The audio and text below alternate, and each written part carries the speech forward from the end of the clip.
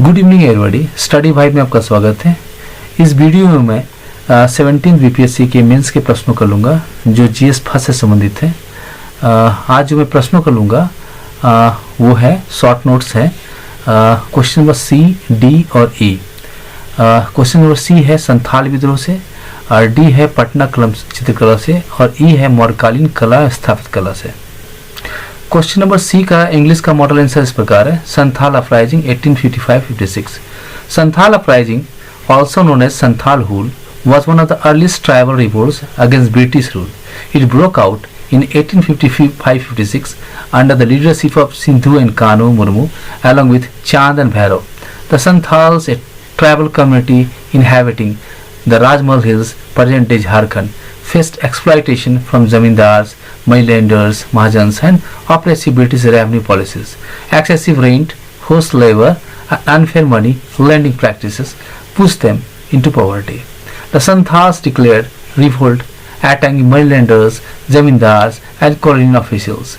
The uprising spread rapidly but was eventually suppressed by the British army with brutal force, resulting in heavy casualties among Santhals. Though unsuccessful militarily, the revolt highlighted tribal resistance and forced the British to create the Santhal Parganas district in 1856, providing some administrative autonomy. The Santhal will remain a symbol of tribal courage and resistance against exploitation and colonial injustice. इसका हिंदी का model answer इस प्रकार है। संथाल विद्रोह। संथाल विद्रोह, जिसे संथाल हुल भी कहा जाता है, भारत के प्रारंभिक आदिवासी विद्रोह में से एक था। यह 1855-56 में सिद्धू और कान्हू मुर्मू, चांद और भैरव के नेतृत्व में हुआ। संथाल समुदाय जो राजमहल पहाड़ियां वर्तमान झारखंड में निवास करता था, जमींदारों, महाजनों तथा ब्रिटिश राजस्व नीतियों के शोषण से त्रस्त था। अत्याधिक लगान, बेगारी और साहूकारों के अन्यायपूर्ण ऋण प्रथाओं ने उन्हें निर्धन बना दिया था। संथाल ने विद्रोह कर महाजनों, जमींदारों और अंग्रेज अधिकारियों पर आक्रमण किया। यह विद्रोह शीघ्र ही फैल गया, परंतु ब्रिटिश सेना ने इसे कठोर दमन से कुचल दिया, जिससे भारी जनहानि हुई। यद्यपि विद्रोह असफल रहा, लेकिन इसने आदिवासी प्रतिरोध को उजागर किया। इसके परिणाम स्वरूप अंग्रेजों ने 1856 में संथाल परगना जिला बनाया और कुछ प्रशासनिक स्वायत्तता प्रदान की। संथाल हुल शोषण और औपनिवेशिक अन्याय के विरुद्ध आदिवासी साहस का प्रतीक है। क्वेश्चन नंबर डी का इंग्लिश मॉडल आंसर इस प्रकार है। पटना कलम painting. Patna Kalam, also known as Patna School of Painting, is a significant style of Indian miniature painting that flourished during the late Mughal and early colonial period. Originating in Patna, Bihar in 18th century, it is considered an offshoot of the Mughal painting tradition. Unlike court-centered Mughal paintings, Patna Kalam focused on the lives of common people, depicting daily activities such as markets, festivals, occupation and social scenes. Artists use handmade paper, brush and natural color to create detailed and lively representations. The unique features of Patna Kalam was its secular nature and realistic portrayal, making it popular among European traders and officials who bought these paintings as a souvenirs. This style bridged traditional Indian art with the emerging colonial influence. Patna Kalam hold cultural significance as it preserved the socio-economic life of that era and reflects Bihar's contribution to India's artistic heritage. इसका हिंदी का model answer इस प्रकार है। पटना कलम चित्रकला।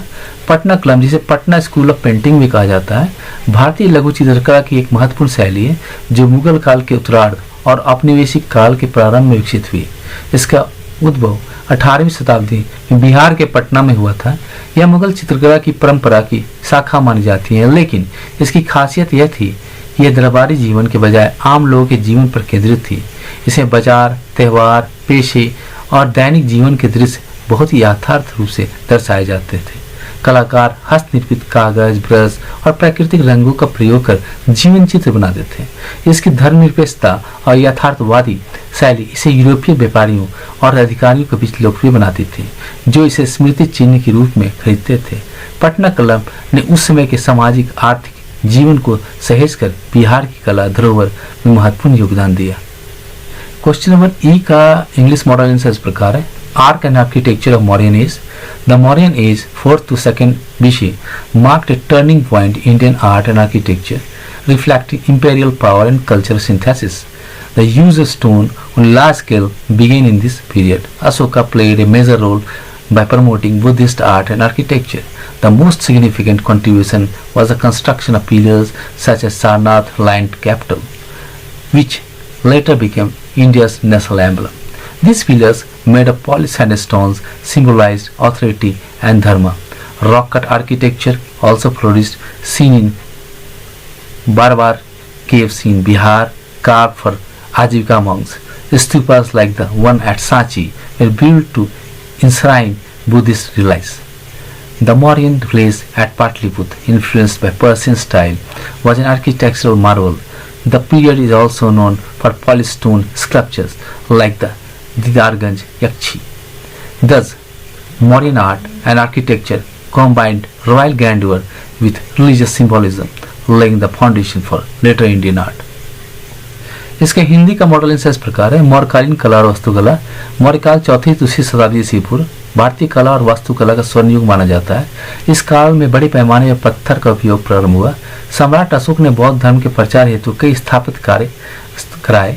सबसे महत्वपूर्ण योगदान अशोक स्तंभ है, जैसे सारनाथ का सिंह स्तंभ जो आज भारत का राष्ट्रीय प्रतीक है।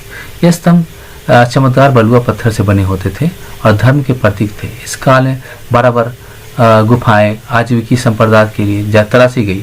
बौद्ध अवशेषों को संरक्षित करने हेतु सांची के स्तूप जैसे स्तूपों का निर्माण हुआ। पाटलिपुत्र महल फारसी शैली में से प्रभावित एक अद्भुत स्थापित था। इस युग में उच्च कोटि की मूर्तिकला भी विकसित हुई, जैसे दीदारगंज यक्षी। इस प्रकार मौर्यकालीन कला और वास्तुकला ने शाही वैभव और धार्मिक प्रतीकों का सुंदर समन्वय प्रस्तुत किया, आगे की भारतीय कला के लिए आधार तैयार किया। आपको यह वीडियो कैसा लगा?